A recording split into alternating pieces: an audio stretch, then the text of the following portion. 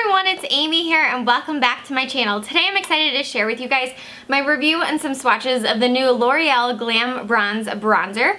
And I picked up the shade number 1, which is considered light, from Walgreens for $14.99. And I picked this up maybe about 2 or 3 weeks ago, so I think it's released about 3 or 4 weeks ago. And it's just now getting around to all the Walgreens, Target, CVS, and things like that. And like I said, I was able to find mine at Walgreens, and I do think they vary in price as well, depending on where they're sold, if there's any, discounts or coupons going on and things like that. But I did pay full price, I believe, for mine, which is $14.99, and you do get a total of 0.41 ounces.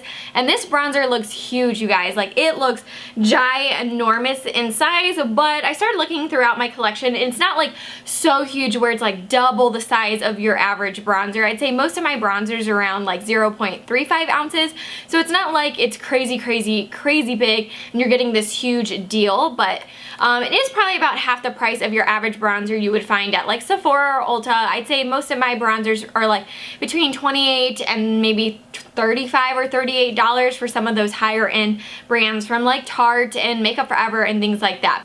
So it is quite a bit cheaper than your average higher end bronzer, but it is on the higher end of the drugstore bronzers for sure.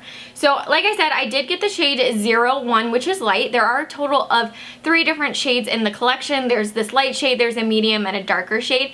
But after seeing this review, if you're interested, I would definitely go in store and look at the colors, because I haven't heard quite as good of reviews as far as the colors go for the medium and the darker shades.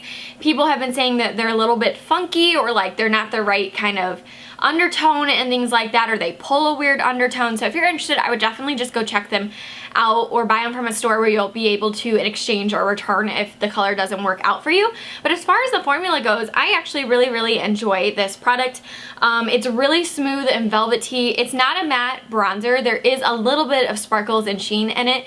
The formula and the way it looks and like the luminosity to it reminds me so much of the Too Faced Baked Luminous Bronzer that came out recently in the shade Sweet Tea. That's what this one kind of reminds me of, that it potentially could be a dupe for that. But it's very velvety and smooth, really easy to blend out, and I've really just been enjoying it. Now, I've used this 2 weeks in a row and shot my stash. The first week I was using it just to bronze up the face. The second week I tried to contour with it, and I do not like to contour with it whatsoever.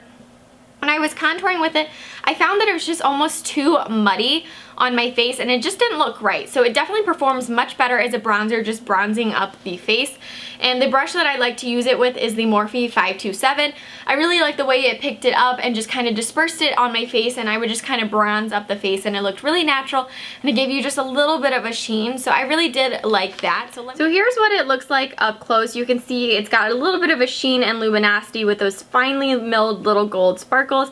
It does have a little bit of like a squiggly design, which will kind of dissolve and go away the more and more you use it, but it will take quite a bit of time to go through this bronzer. So let me go ahead and swatch this for you. Here is what it looks like. You can see how it's got a little bit of a luminosity and shine to it, and it's really pretty, and it really definitely reminds me of that Too Faced bronzer. So here is what it looks like swatched. You can see I did go in pretty heavy-handed, so you can see how it has some luminosity to it. And that's why I don't like it contoured. I find that altogether it looks a little muddy and rather sparkly. But if you do more of a bronzing technique, it disperses really nicely and blends really well and doesn't look as harsh and sparkly. So that was the swatch of the shade number 1. Overall, I do really like the formula. I think it's really smooth, really easy to blend out. Like I was saying, with a fluffier brush, it does a lot better, giving you a diffused, natural look. If I was using more of a dense brush and going in with a contour, I didn't like it as much. I found that it could clump together. It was muddy and just too much sparkles all in one place, but definitely I do enjoy it as a bronzer, which it is technically a bronzer and not a contour powder. So I think if you're interested, I would definitely go in stores and check out the color range and see which one would suit you. I do really like this bronzer.